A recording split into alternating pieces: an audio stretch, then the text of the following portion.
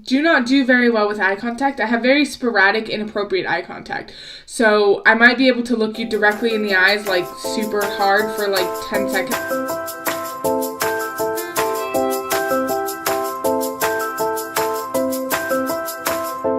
Hi guys, welcome back to My Beautiful Autism.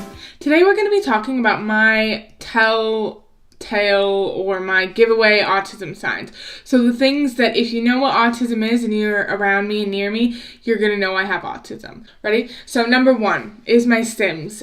In public and at home, I tend to be, all the time. I tend to be quite stimmy, so I have a lot of movements. That also relates to my ADHD. I have a really hard time slowing my mind and my body down, so I'm constantly moving. But my stims, definitely. I can have some very vocal stims in public when I'm trying to block out loud sensory input. I can be quite vocal. I can be quite like physically active in my stims if I really need to calm down, and if I'm getting close to something like a meltdown, you could really see me getting pretty active to try and ward that off.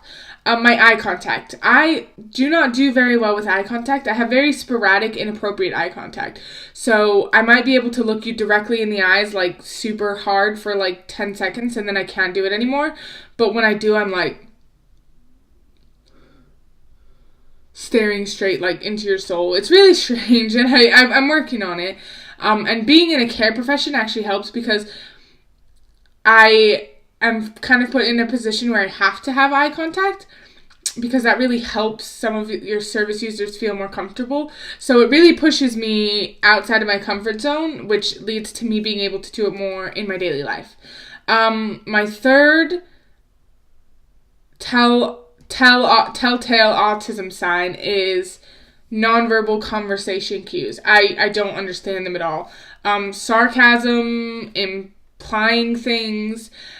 Just the other day, somebody made some sort of joke at me about how they didn't really, what was it? Bleh. People can say things to me and they'll be joking and I'm just like seriously offended, or I don't take it the way they meant for me to take it, which can lead to problems in communication. But it does definitely... It's pretty easy to tell if you know what you're looking for that I don't understand nonverbal conversation. To be honest, I don't understand regular conversation very well either, but nonverbal conversation just blows it out of the park. I'm just really confused. Okay, number 4 is my wandering. When I'm in public and in a situation where I feel stressed, my gut instinct is to leave and run away. So that can be really troublesome to the people I'm with because I don't always stop and say, hey, I need to get out of here. I just run, basically. I just run the other way and I get myself to somewhere. And sometimes once I get to the place I'm going, I'm stimming quite heavily to try and deal with basically the entire situation. So that's something that if you're out with me, you might relate to autism. And the other thing, my 5th thing, is being distracted really easily by super simple things.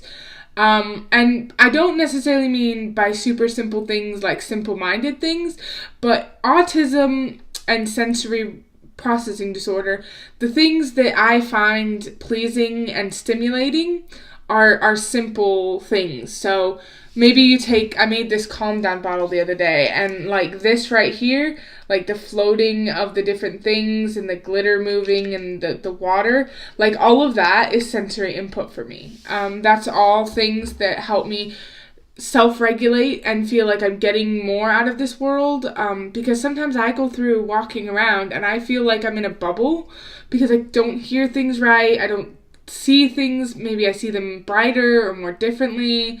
I don't really know how to explain it. Sometimes my sense of touch is a bit dulled.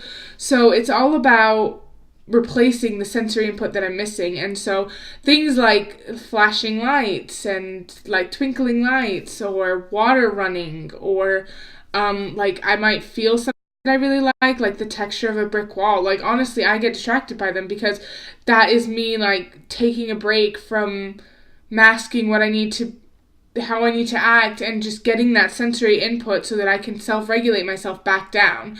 And it really seems to help, so I don't really curb it. So you'll see me just get distracted by like shiny things all the time, and it'll just be me watching how the light glistens, because it's pleasing to me. There's not a whole lot of like super deep thought as to why I stop. I mean, I stop because it's pleasing. You would stop to look at something you thought looked nice, and I stop to look at everything because everything looks nice. Anyway, guys, those are my 5 telltale autism signs, the ones that I think are the most stereotypical in my situation. Anyway, guys, thanks for watching. See you next week. Bye!